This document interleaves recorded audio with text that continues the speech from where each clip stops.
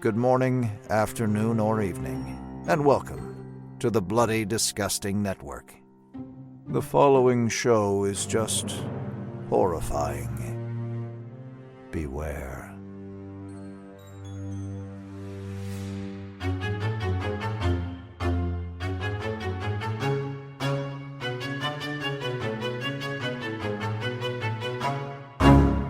You're obsessed with her, and you're obsessed with her daughter! All right, easy, Geraldo.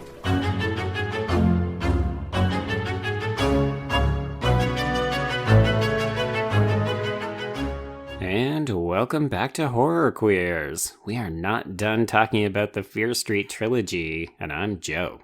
And I'm Trace, and no, we are not. So hopefully y'all listen to our episode, or our tease of our episode on the Fear Street Trilogy, but we're coming at you today with something a bit uncommon for us. We're doing an interview, everybody!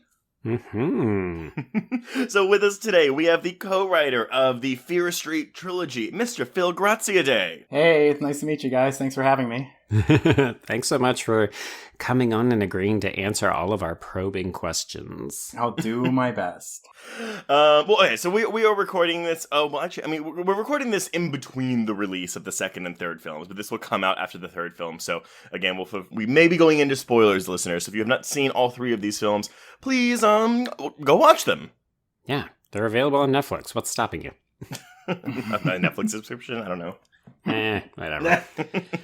So, Phil, let's start with a bit of a softball question.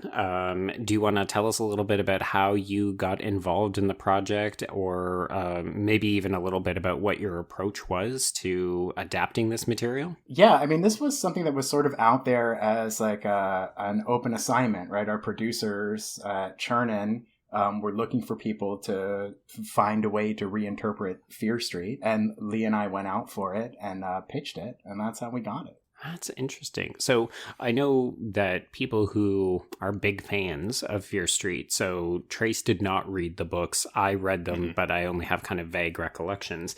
But a lot of people have connected this particularly to the Fear Street saga, so the trilogy of books about Sarah Fear in the 1600s and so on. But this isn't a direct adaptation, so can you explain why you and Lee decided to go with a sort of adaptation but not quite, and maybe how you chose to adapt some of the other books in the Fear Street canon? For sure, yeah. So Lee and I actually were a little bit like you guys. Frankly, like Lee read the books when she was younger, but I actually didn't. I was like terrified to pick them up because, like not because I thought they were scary, but because, you look at the covers and you can see that they're like marketed principally to teen girls, right? And as like a young closeted gay guy, I was like, I felt like if I was like reading these in the wrong place, someone was going to clock me and it would be like the end of my life, the way I was living it at that moment. Yeah, because it's the early 90s, right? Yeah. So like this was, for me, having the chance to go back and revisit this series without that anxiety was like really on a personal level, like a way to sort of make amends with that, like, scared little kid in the bookstore. Aww. So, that was the real roundabout way of getting into answering this question. No, it's fine. What was the question? Oh, yeah, the saga. Yeah, because the movies are not like a straight adaptation of any of the books. No, I know that much, and like you, so I read Goosebumps. Like, I read Stine growing up, but I skipped Fear Street and went straight from Goosebumps to Stephen King, so I just missed that gap. But watching this, there's a bunch of Easter eggs in here for fans, and I unfortunately did not catch them because I didn't know what they were.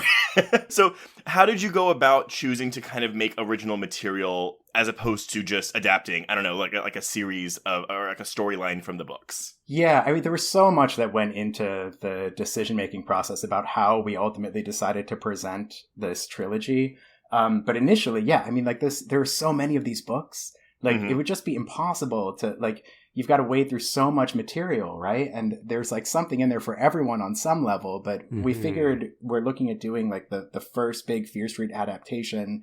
We were going to zero in on, like, sort of the most iconic installments in the franchise, right? Things like the Cheerleader series. Yes. The Wrong Number, which is where Dina's character's name comes from, which was, like, the first big bestseller for Fear Street. And they're really, like, that Fear Street saga that you mentioned are really like the only books that actually deal with sort of the origins of Fear Street, right? So it felt like necessary to us to sort of stay true to the spirit of the books to find a way to reinterpret at least parts of the mythology that happens within that trilogy. Right. And it does make sense because you're setting up the foundation of what you hope may become future installments of a franchise. I mean, from your mouth. Well, and so, because you and Lee both wrote Honeymoon together, a movie that I love. I think it's a fantastic film. Oh, thank you. Thank you. Thank you. Oh my God, you're welcome. But it's been a while. So were y'all like? I mean, as you're kind of scoping out projects and stuff, did this kind of fall in your lap, or did you find out it was happening and you were like, "Oh, we got to do this"? We got really lucky. We had a great reception to Honeymoon, and we started to walk right into studio projects after that. I mean, not like they weren't just handed to us, but we were like, we had the opportunity to go pitch for things, right? And we landed a couple of those projects. So I know it's been a long time since Honeymoon, and it's actually like difficult for me to keep track of this too, frankly. But Honeymoon came out in 2014. We started working on the Fear Street books, on the Fear Street trilogy in 2017. So like it's not that huge of a gap. There were, I think, two other projects that we worked on in between that, never ended up being produced. But yeah, so it seems like it's been a long time, but actually most of that time we've been doing this. So obviously it was delayed because of COVID, and it would have come out last summer in 2020, and it would have gone theatrical. Can you talk a little bit about what the process was like, shifting from like, oh, our film trilogy is going to be coming out once a month in the summer of 2020 to, oh, our film trilogy is going to be coming out a week apart on Netflix in the summer of 2021? Yeah, I mean, I'm honestly not completely sure about what all the specifics of the release dates and the COVID implications were for us. We were done shooting before COVID happened. Okay. Like, I'm not sure. They may have been, theatrically summer 2021 anyway. That was a weird, it was a weird shift. I think ultimately, like, Netflix is such a great home for these. Like, I don't know. I can't think of like a more perfectly designed thing for your like horror sleepover, to have access to all these things at once. So yeah, we recorded our like episode review of the trilogy last night. And, we were talking, it's like, it almost seems fated, because while it would have been great to see these films, I mean, if the release plan had been, like one a month for a summer in theaters, that's awesome. But you're also like, betting that, the box office. And I almost think that this week-to-week Netflix deal, it's getting it in front of more people, but it's also like, I feel like it's made more of a community viewing experience for everyone. Like, it's like, instead of appointment television, it's appointment movie viewing. Yeah, like there's, I know a lot of people have like anxiety about like not being able to see them in a crowded theater with, at least a couple people who have maybe too strong of reactions to things, because that's always fun. Yes. But yeah, I think you're absolutely right. I mean, the response to these around the world simultaneously through Netflix's release model has been like just insane. It's really overwhelming. So speaking of the response, obviously we've been seeing R.L. Stine pitching in and talking about how proud he is, and, it's in his own best interest to say like, yes, these films, also go read all of the books and give me some royalties and so on. But can you talk at all about how or if he was involved, or was he around to consult or to pick his brain on things? Lee definitely spoke with people associated with the property for R.L. Stine. I'm forgetting when that conversation really started. Yeah, but he's been really supportive of it. I think you've probably seen in like the statements that he's made about it. They've been very much to the effect of like, Fear Street is for everybody, which, for us coming in and doing this sort of like queer reinterpretation of a franchise that doesn't have any queer people in it, that's a big deal. I think it's really great that that's his perspective on it. So. I have one more softball question before we get into the queer stuff, because obviously like that's a big deal with this trilogy. One thing I really appreciate about, so these are hard R-rated movies. We've got sex, we've got gore, we've got violence, and essentially it's an adaptation of a YA property. And I don't know if you saw the Goosebumps movie or read those books as a kid at all, but like the Goosebumps adaptation took a different route where it's like, okay, we're gonna, like, it's a kid's book, we're still gonna make it for kids, and we're not really gonna make it scary. What this trilogy does is they kind of, at least how I felt, it felt like it was geared more towards people that did read the books in the 90s, as opposed to like just solely teenagers today. And was that something y'all thought about when y'all were writing these? Yeah, absolutely. I mean, we wanted that hard R, right? Mhm. I think, like, to a certain extent, we figured we'd probably get it no matter what because we were doing a queer story, frankly. But yeah, I mean, like, that's a lot of the fun of what you see on screen, too, is that a little bit of splatter in there. Just a little. Yeah. Just a little bit of gore. Yeah, Lee is very brutal. You know, like... I think as soon as that bread slicer entered the picture in the first film, it's like, oh, we're doing this. Mm-hmm. Yeah. This is not your mother's Fear Street. Okay, so let's dig into these queer characters who are at the heart of the storyline. So we've read some of the quotes from Lee about centering the films around the experience of others and, you know, the representation from people of color. Obviously, as a queer horror podcast, we're most interested in the decision to put two lesbian characters front and center and really ground the entire arc of the three films, like the first and the final installment most specifically. But can you let us know, you know, were the leads always going to be queer? Were they always going to be women? Was the decision to have them involved intricately in the 1666 and the sort of origin of all of this, was that always part of the plan? It was always part of the plan for us. No, because I mean, like, my thing is like, okay, was there pushback from any like executives that was like, we can't like do a major horror release with two lesbians as the protagonists? You know what? We did not have that, which was incredible. Yeah, I mean, for me and Lee, you know, I think like when you're working on studio projects in general, that you end up making the best material when you're able to turn that project into something that's important to you. And you know, we sort of got the best of both worlds for me and Lee on this. Like, we knew we were going to center them on female characters because of the books, frankly, right? Right.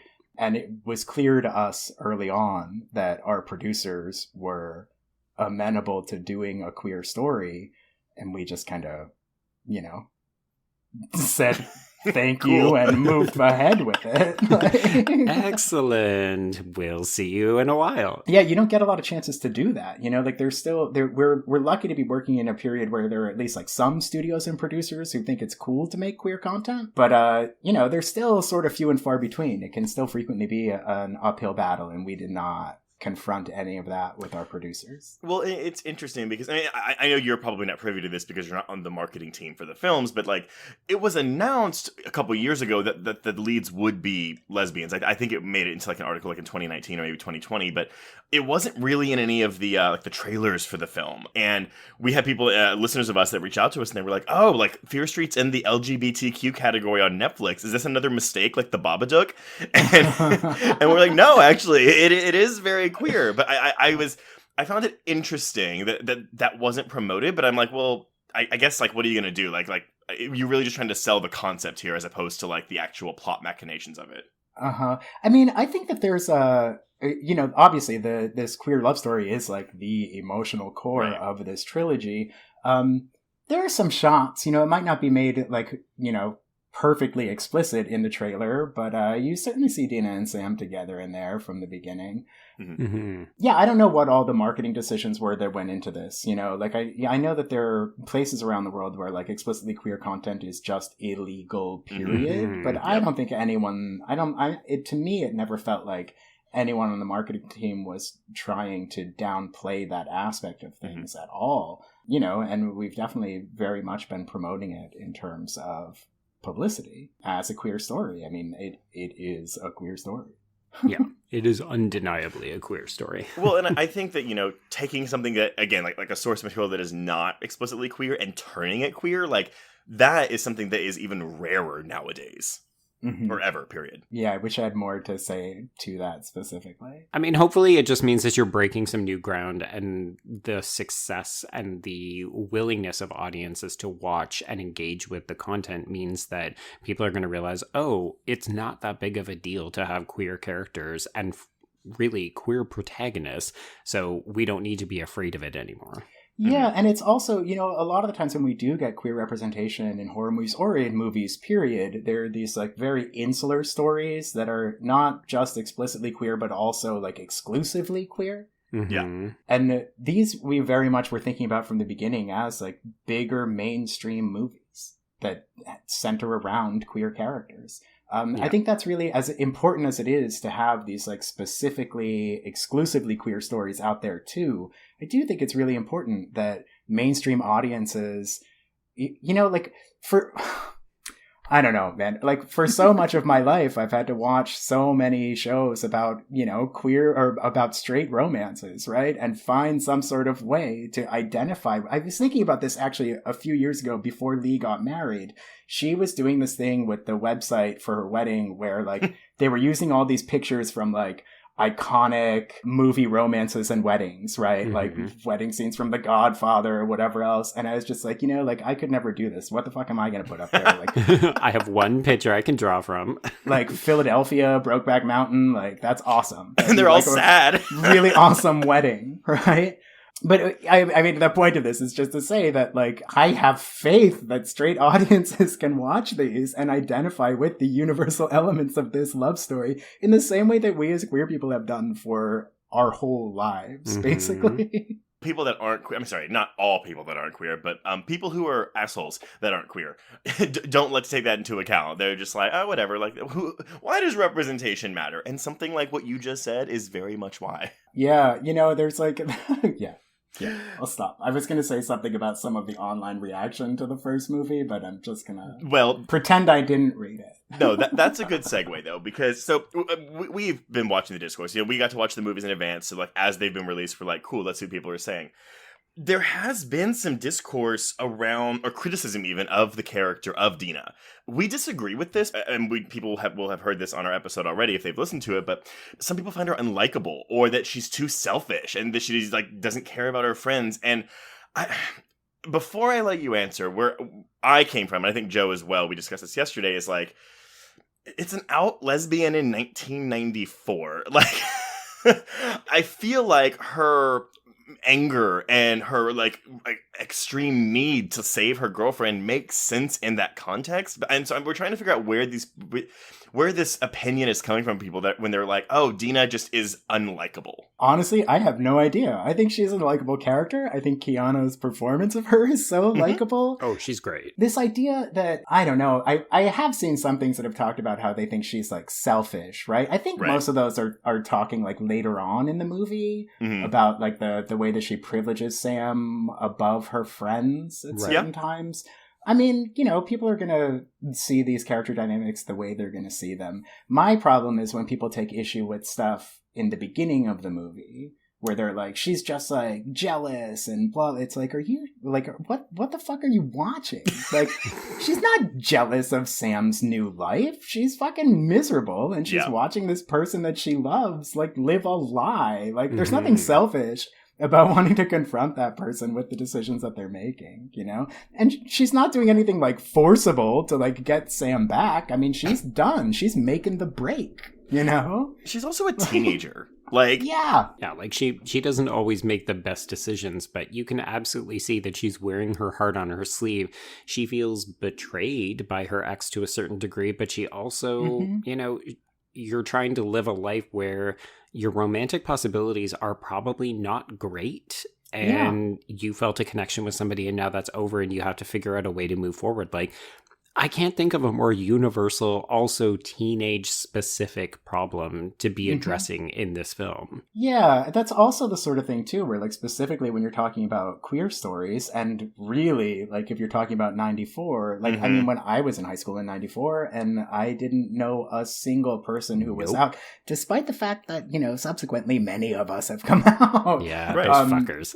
So, like, there's much less, like, the sense of your options are also like so much more limited. So if you do find this like one glimmer of hope in the sort of like, endless, vast, dark sea of desperation, the of dark your, sea like, of heterosexuality, romance, like, right? Losing that it's like even bigger. than it would be, say, if you could, like, you know, literally date anyone who was around you. Well, and I was fortunate and or privileged enough. Like I came out when I was 16, which would have been about 2005. But I even remember, like, when my first boyfriend and I broke up, it was like, oh, I'm never gonna find anyone else because I don't know any other queer people. Mm-hmm. And so I was kind of putting that on to Dina, because I was like, I mean, I get it. I get where she's coming from. And I do feel like that a lot of people that aren't being more empathetic with her, I think, just haven't lived that experience. Yeah, it's so hard to say. And, you know, like, those reactions are also, like, really in the minority in terms of the way people are responding to these characters and these stories.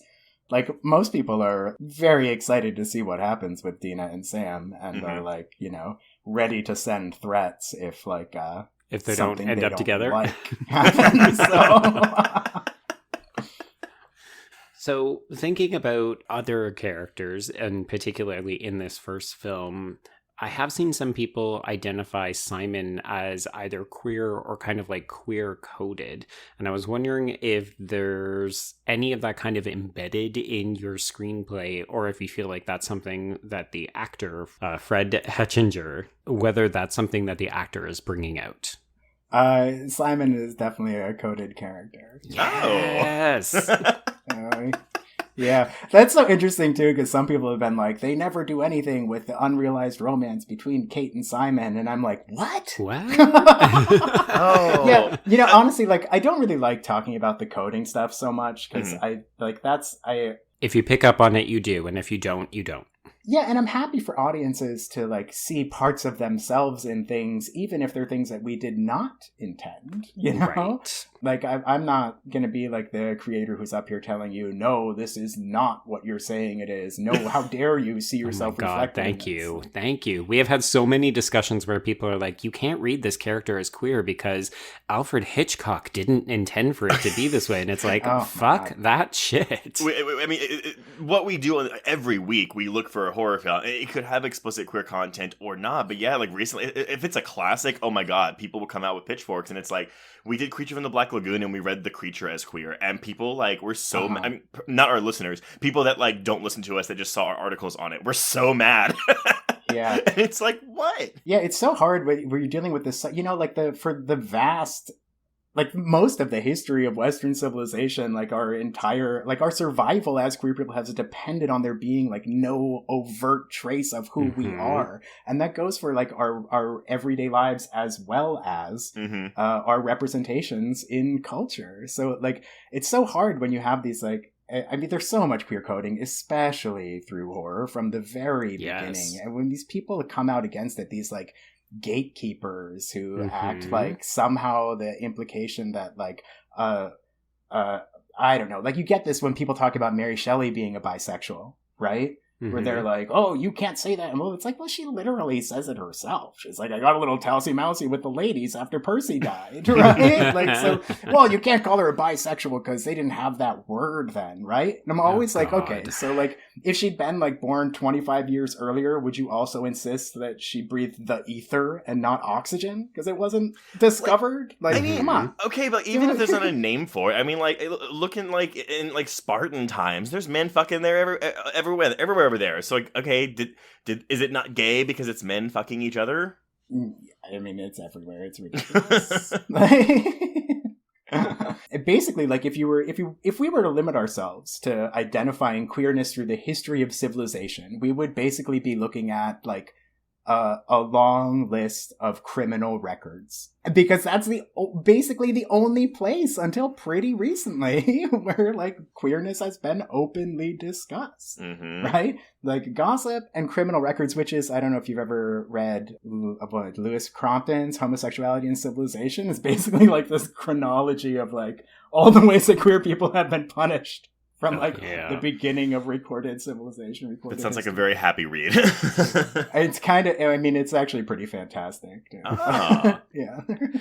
But I think it's a testament to why something like the Fear Street trilogy then becomes quietly revolutionary, because it's not just that we've got queer-coded characters, it's not just that we've got lesbian representation, it's that these characters are existing. The story is about more than just their sexual orientation, but also it's a mainstream, very front and center trilogy, right? Like, I love the idea that if people want to engage with these texts, they have to reconcile their reaction or their relationship to queerness.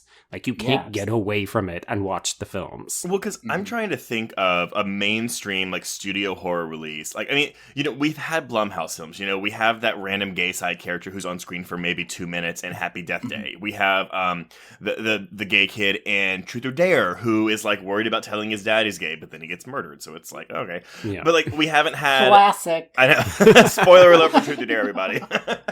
but like, we haven't had one where it's like, oh, yeah, here we go. Like, here's your two main characters, bam. Yeah, I mean, this was a big deal for me in this trilogy. Is that, like, basically for, like, all of queer horror, you really have, like, aside from those, like, secondary characters who sometimes show up and are, like, more recently at least overtly queer, for the most part you have either, like, tragic victims of society or monsters. Yeah, period. Right? And we didn't do that in these movies. I mean, we do in a certain sense eventually. We have a queer kind of monster, but, like, it's not something about that character's queerness that makes them a monster intrinsically, right? Which is a big deal. This is, like, you know, if we use queer representation in horror to show the way that society sees queer people as monstrous, right? Like, there can be, like, a certain amount of power in that, for sure, of saying, like, well, I don't care if you see me as a monster, why would I ever want to be like you anyway, right? Like, you think about something like the end of Todd Haynes' Poison, right? Yes. And that, like, declaration of pride after he's basically just shown you, like, how to read queer subtext through the juxtaposition of that story with the other two. But on the other hand, it's like, also, we can look at ourselves through our own eyes in horror movies. You know, we don't have to see ourselves as monsters.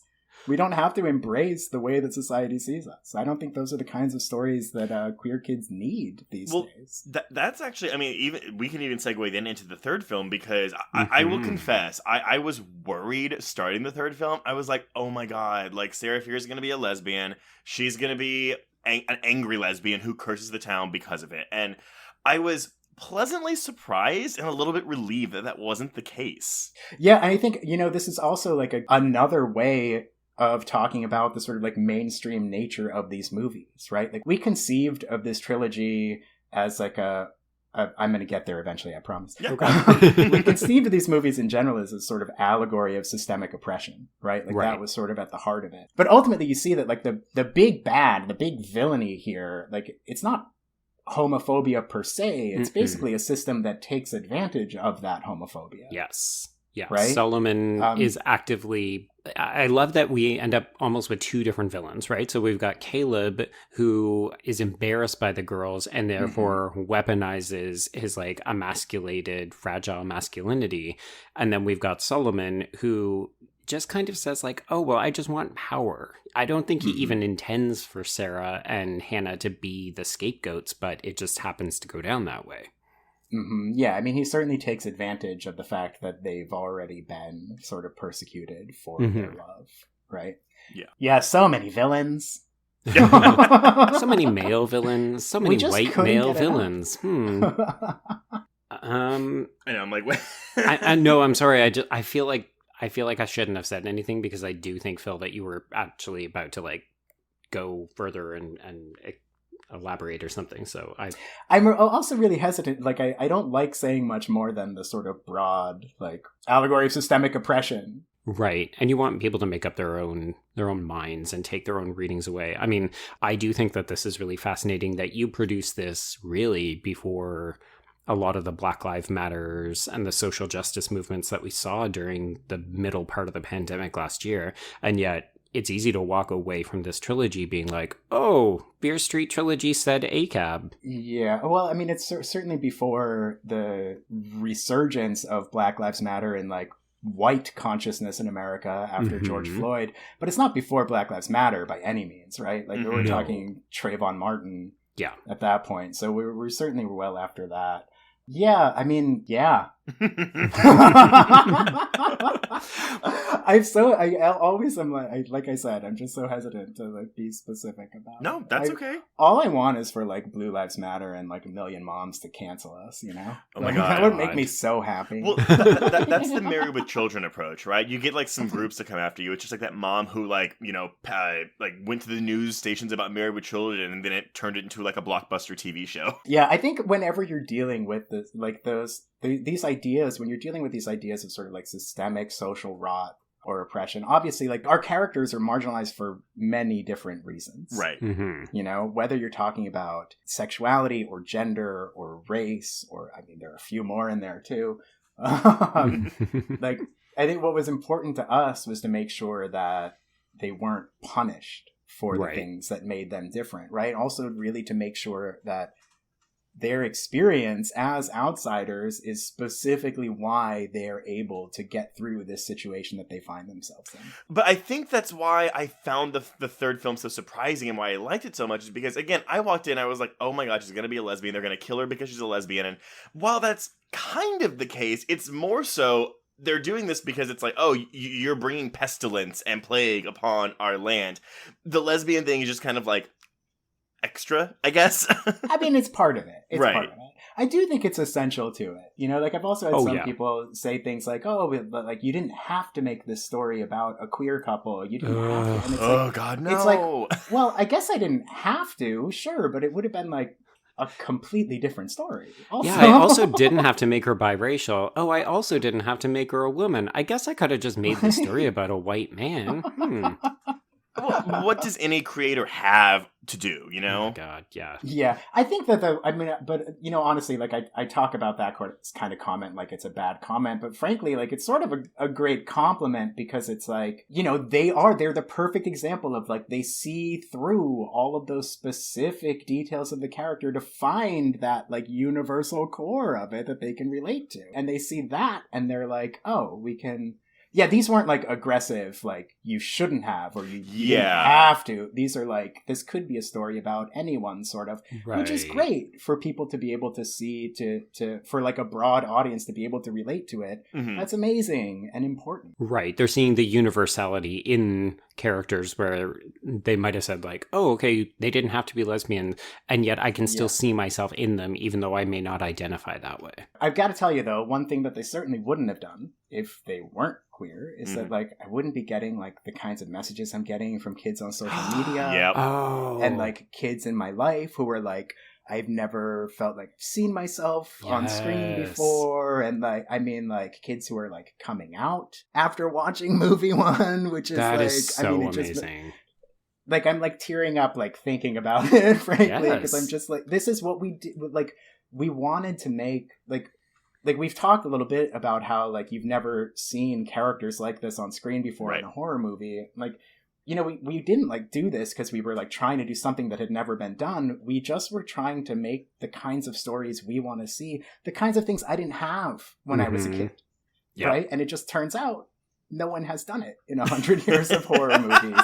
And it's a big deal in that sense because of this kind of response from kids who are seeing themselves on screen in like what's like some sort of like positive and hopeful representation for queer people, which is I know that sounds hokey as shit, and also like amid all this blood and gore, it's like no, I mean positive, but hey, like, it is. You're allowed to be proud of that.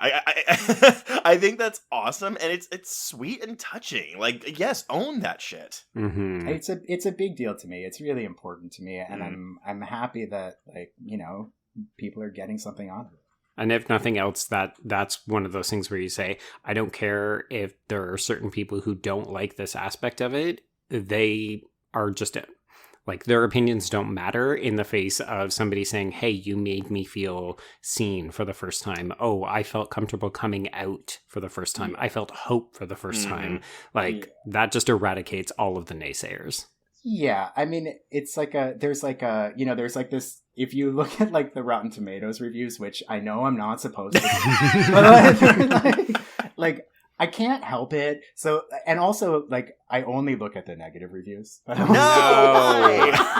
Phil. Because I know what's good about the movies. I'm interested in seeing what it is that people don't like. And it's really telling. Like, if you look at Rotten Tomatoes and, like, the user reviews, it's like all the incels and homophobes and racists went on there and gave it these, like, half-star reviews that are like, oh, they're trying to cram this LGBT stuff down our throats. And this could have been a good movie, but it's ruined by progressive politics and blood. And you're just like, oh, Jesus. Who cares? I find myself always getting so frustrated by those things, but I know it's not worth it, right? Like, what good is it going to do me to get so mad about some asshole saying that we're forcing these views down their throats? And it's like, please. Like, I mean, come on. How, Mm-hmm. you said at the beginning, how many times have you seen straight relationships on screen? You know? Yeah, it's just completely ridiculous. It's literally, like we said, something that's never been done in a horror movie, in a mainstream horror movie before. And this is like cramming it down your throat. Like, come on. And honestly, the use of the phrase cramming it down my throat, it's like, maybe you need to do some self-reflection on your choice of words. Well, but even adding on to that, like, it's not... The movie doesn't... the movies don't do anything to cram it down your throat. There's no, like, monologue about, like, I don't know, like... there's not, like... I guess if you're including queer people, it's inherently political, I guess. But, like, there's nothing in here that's preachy. It's just, they are characters that are. That's all it is. Yeah, I mean, obviously it's like an essential part of the story, and their love is like the driving force through the trilogy. But yeah, you're right. It's not, I mean, we didn't want to make homophobia or like their queerness the thing that they were constantly like fighting against, you know? And it's, honestly, it feels so refreshing as a result. Yeah, and like, you know, those reviews, like, it's not like I read them and get upset. I read them and feel vindicated. You know? Yeah, we made the right decision. Oh, wow. I think it just proves we need more texts like this, because clearly these people still think that there's something inherently not just political, like you said, Trace, but also they're like, oh, they haven't been confronted with this enough to realize this is just life. Like, Black people exist. Queer people exist. Like, you have to be able to address the fact that we are in your lives, that we are sharing the world with you, and that means that we need a proliferation of media that does this and just says, hey, this shit is fucking normalized. You need to change. Yeah, and I think, you know, while we're talking about those aspects too, I think it's also important to point out that because we focused on queer stories and stories about relationships between women through all three films, right? There's, like, you know, like homophobia is like misogyny's favorite child. Yeah, like, it's really difficult to like separate those two things. And so the way that movie 2 sort of gets into that is that, of course, there are like romances or whatever else, but they're also like, they're very secondary to the relationships between Alice and Cindy, right? Or Cindy and Ziggy, like, that's where the real emotional core is. And the other stuff is just sort of like the dressing. So that made more sense to me when we were with what we were talking about before. And now I'm just like, what am I talking? Why am I talking about this? How do we get here? Why am I talking about this? I suppose in part, I just like really never want to talk about homophobia without also talking about misogyny. Yeah. I guess that's really the... That's a quote right there. That's a good quote. Well, and it is interesting. Okay, so I wonder if maybe we can kind of segue towards like what comes next for you. But I am interested, like, do you plan to involve queer men, or like more specifically out queer men and queer male relationships in future projects, and sort of with the same kind of galvanizing aim? Yes, I do. Okay. This is so, I mean, let's talk about this sort of like divorced from all of like the current discussion around Fear Street for a second. Okay. Like, I think that it is still really difficult to get people to highlight gay male characters in a positive light on screen. That is still a big hurdle, because there's like this sort of like inherent, like, you know, people see two guys kissing, they think it's disgusting, you know? Yep. I mean, obviously... yeah, I want to tell positive stories about gay men, too. And I think that there is still a long way to go in the industry before that becomes something that's more like the norm. You know, like, even when you look at we have now not in horror, but like in TV and film in general, like just in the past few years, really had like sort of positive queer representation that involved gay men. Things like Schitt's Creek, where they like live in this sort of like guileless world, right? Or things like Pose, right? That despite all of the struggle that's part of those stories, there's like this real insistence on the part of the writers of that show to feature queer and trans joy, right? There's still way too little of it. You look at something like Love, Simon, for instance, which like I'm so happy that that movie exists in so many ways, and I'm sure that would have been like really helpful for me when I was a kid. But also, you've got like the lead, who's this like straight acting, like conventionally attractive white dude, literally pointing at the effeminate queer black kid and saying like, "Well, I'm not that gay." I fucking hate that part of that movie so much. It's like this respectability bullshit where it's like, it gives these audiences that still harbor that kind of like, queer men, effeminate men are gross, right? This sort of like, it allows them to maintain that perspective, to be like, oh, see, he's one of the good ones. They don't like those kinds of faggots either, which is like so harmful. It's so harmful. That's something that I would love to see the industry get past. Yeah, I think the show, that the spin-off show Love, Victor, has a few of those moments as well. And so I love both properties, but yes, it's so important, but so problematic. Part of it does really tie into the stuff that I was talking about before, about seeing yourself through your own eyes, right? It's not about the way society sees you. It's about the way you see yourself. And if you're telling queer stories where queer people just like sort of reiterate the views of society in general at the expense of other queer people, well, that's not a queer story. But then I think sometimes in those situations, the creators are, well, I mean, I'm not talking specifically about Love, Simon, but sometimes it's like, oh, well, I guess we just can't ever get it right. It's like, well, no, it's just like, we should be able to talk about it. Like, it's okay to not get everything right. I mean, I think we're also talking about more heterosexual skewing genres where like romance and rom-coms are going to be harder to really start to change that narrative. I mean, we're seeing queer Hallmark movies, so maybe there's some hope for the future. But I do think that horror films are like where a lot of this change can happen, and realistically happen in the very near future, because horror has always been the genre that's pushing the envelope and addressing women's issues, gay issues, trans issues. Like, all of these things seem more palatable, even though we still get assholes who are like, ugh, keep it out of my horror. Yeah, I mean, it's like a genre that's been like the horror as a genre has been a real home for queer representation, I think in part because, like, of course, people who are used to like living big parts of their lives in the shadows are going to see themselves lurking in like the dark corners of a horror movie. Yep. But I think it's also important to pull those characters out of the subtext, and to address something else in the subtext. Yeah, we've had 100 years of subtext. I'm happy for some actual fucking text at this point. So, Phil, what is next on the docket for you? Are you allowed to tell us what your next project is? Lee and I are both working on we're working on original stuff right now. We don't have anything that's set up yet, so like who knows, maybe we'll do something else on Fear Street, maybe we'll do something else in a different studio project, and maybe it'll be something else altogether, but we're still working. All of the above. Fingers in many different pies. Yes. Yeah, look, anybody listening that's got a project out there they think we're good for, amazing. Nice. So, Phil, if people wanted to talk more about Fear Street with you, if they wanted to talk more about their theories, their readings, why they valued these characters so much, how might they get a hold of you? They might not. Oh, are you not on socials? I don't have any public social media. No. What? No, I hate it when writers don't have a way to get hold of them. I'm all right.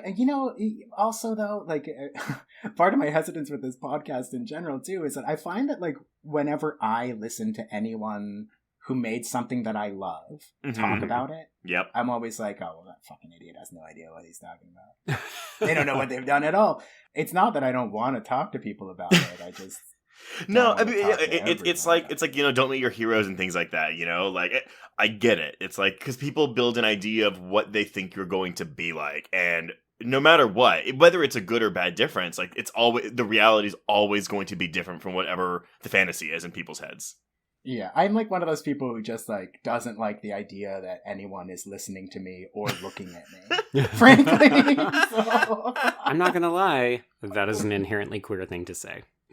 Well, just leave me in the subtext. God. Well, okay, that's that. Don't contact him. Well, Phil, thank you so much for taking the time out of your day to come and talk to us. This has been a real treat to like get to kind of pick your brain apart. Thanks. This has been great. Thanks for having me again. All right, everyone. Well, again, please make sure you go listen to our clip on the Fear Street Trilogy, and if you are a patron, of course, listen to the full episode. But I guess, Joe, on that note, we can cross out this interview. Indeed, yes, and cross out horror queers.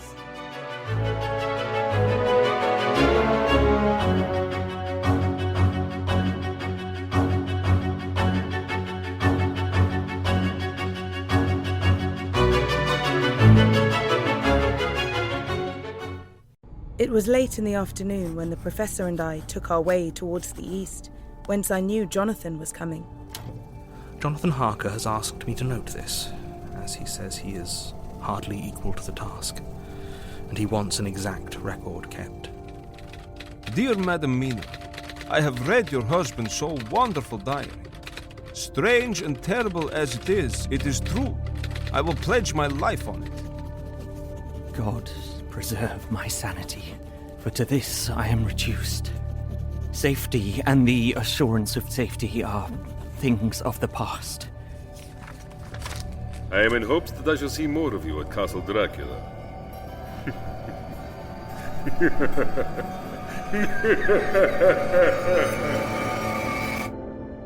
Listen to Regarding Dracula wherever you listen to podcasts, or find us online at bloody.fm.